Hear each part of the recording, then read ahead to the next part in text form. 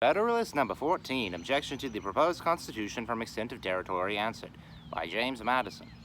We have seen the necessity of union as our bulwark against foreign danger, as the conservator of peace amongst ourselves, as the guardian of our commerce and our other common interests, as the only substitute for those military establishments which have subverted the liberties of the old world,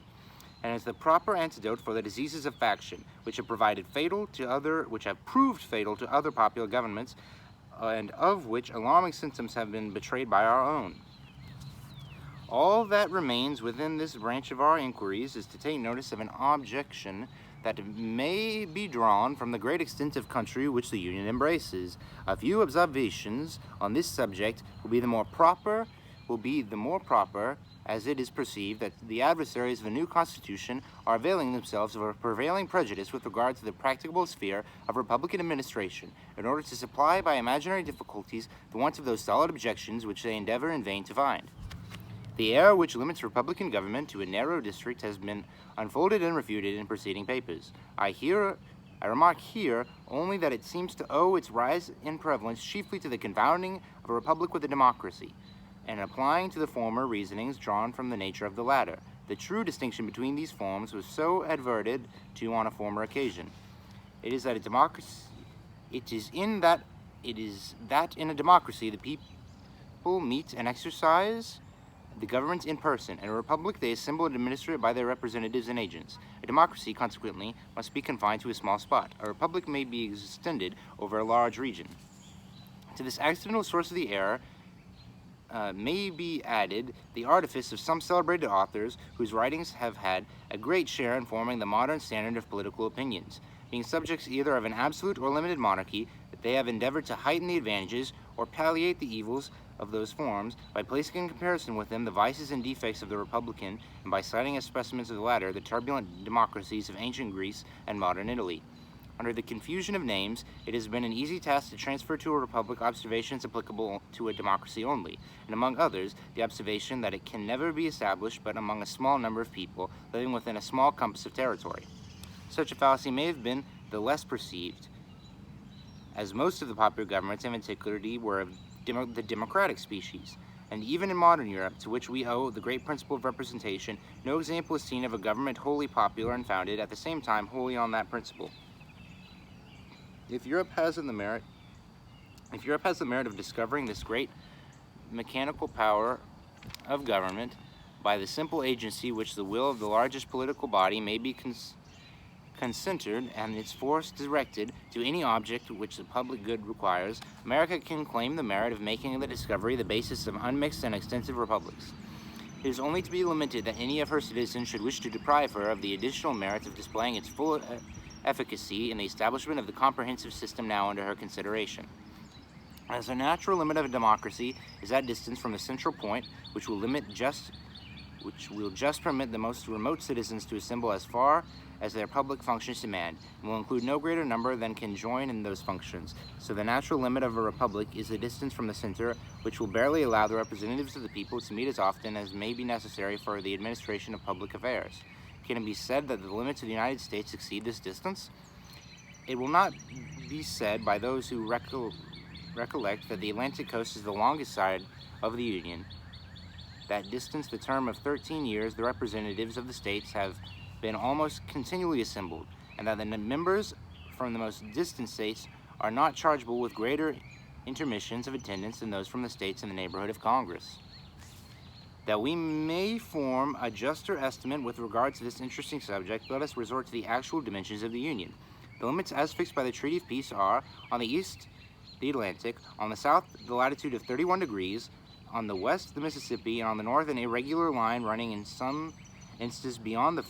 45th degree, and others falling as low as the 42nd. The southern shore of Lake Erie lies below this latitude. Computing the distance between the 31st and 45th degrees amounts to 973 common miles. Computing it from 31 to 42 degrees to 764 miles and a half. Taking the mean for the distance, the amount will be 868 miles and 3/4. The mean distance from the Atlantic to the Mississippi does not probably exceed 750 miles. On a comparison of this extent with that of several countries of Europe, the practicability of rendering our system commensurate to it appears to be demonstrable. It is not a great deal larger than Germany, where a diet representing the whole empire is continually assembled, or than Poland before the late dismemberment, where another national diet was a depository of the supreme power. Passing by France and Spain, we find that in Great Britain, inferior as it may be in size, the representatives of the northern extremity of the island have as far to travel to the National Council as will be required for those of the most remote parts of the Union.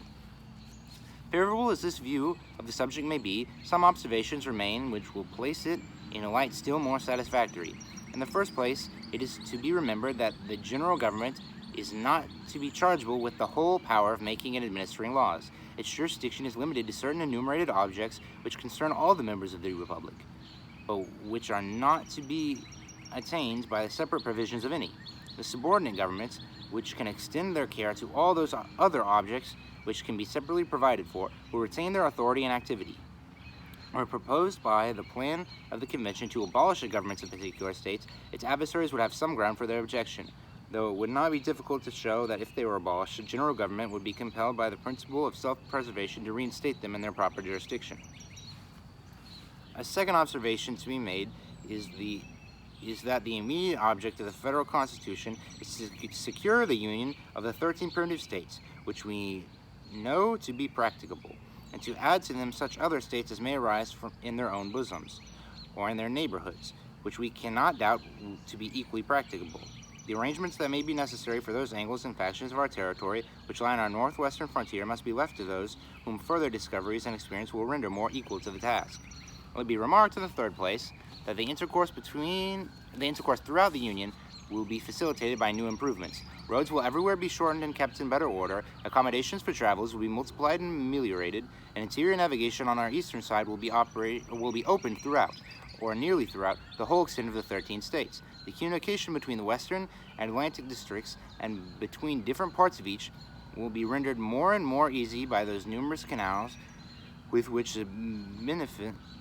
beneficence of nature has intersected our country, and which art finds it so little difficult to connect and complete. A fourth and still more important consideration is that, as almost every state will on one side or other be a frontier, and will thus find, in regard to its safety, an inducement to make some sacrifices for the sake of the general protection, so the states which lie at the greatest distance from the heart of the Union, and which, of course, may partake least of the ordinary circulation of its benefits, will be at the same time immediately contiguous to foreign nations, and will consequently stand, on particular occasions, in the greatest need of its strength and resources. It may be inconvenient for Georgia, or the states forming our western or northeastern borders, to send their representatives to the seat of government, but they would find it more so to struggle alone against an invading army, or even to support alone the whole expense of those precautions which may be dictated by the neighborhood of continual danger. If they should derive less benefit, therefore, from the Union in some respects than the less distant states, they will derive greater benefit from it in other respects, and thus the proper equilibrium will be maintained throughout. I submit to you, my fellow citizens, these considerations, in full confidence that the good sense which has so often marked your decisions will allow them their due weight and effect, and that you will never suffer difficulties, however formidable in appearance or however fashionable the error on which they may be founded, to drive you into the gloomy and perilous scene into which the advocates for disunion would conduct you. Hearken not to the unnatural voice which tells you that the people of America, knit together as they are by so many cords of affection, can no longer live as members of the same family, can no longer continue the mutual guardians of their mutual happiness, can no longer be fellow citizens of one great, respectable, and flourishing empire. Hearken not to the voice which petulantly tells you that the form of government recommended for your adoption is a novelty in the political world, that it has never yet had a place in the theories of the wildest projectors, that it rashly attempts what is impossible to accomplish. No, my countrymen, shut your ears against this unhallowed language. Shut your hearts against the poison which it conveys, the kindred blood which flows in the veins of the American citizens, the mingled blood which they have shed in defense of their sacred rights. Consecrate their union, and excite horror at the idea of their becoming aliens, rivals, enemies. And if novelties are to be shunned, believe me, the most alarming of all novelties, the most wild of all projects, the most rash of all attempts, is that of rendering us in pieces in order to preserve our liberties and promote our happiness. But why is the experiment of an extended republic to be rejected merely because it may comprise what is new? Is it not the glory of the people of America that, whilst they have paid a decent regard to the opinions of former times and other nations, they have not suffered a blind veneration for antiquity, for custom, or for names to overrule the suggestions of their own good sense, the knowledge of their own situation, and the lessons of their own experience? To this manly spirit, posterity will be indebted for the possession, and the world for the example, of the numerous innovations displayed on the American theater in favor of private rights and public happiness. Had no important step been taken by the leaders of the Revolution for which a precedent could not be discovered, no government established of which an exact model did not present itself, the people of the United States might at this moment have been numbered among the melancholy victims of misguided counsels, must at best have been laboring under the weight of some of those forms which have crushed the liberties of the rest of mankind. Happily for America, happily we trust for the whole human race, they pursued a new and more noble course. They accomplished a revolution which has no parallel in the annals of human society. They reared the fabrics of governments which have no model on the face of the globe. They formed the design of a great confederacy, which it is incumbent on their successors to improve and perpetuate. If their works betray imperfections, we wonder at the fewness of them. If they erred most in the structure of the Union, this was the work most difficult to be executed. This is the work which has been new modeled by the act of your convention, and is that act on which you are now to deliberate and decide. Publius.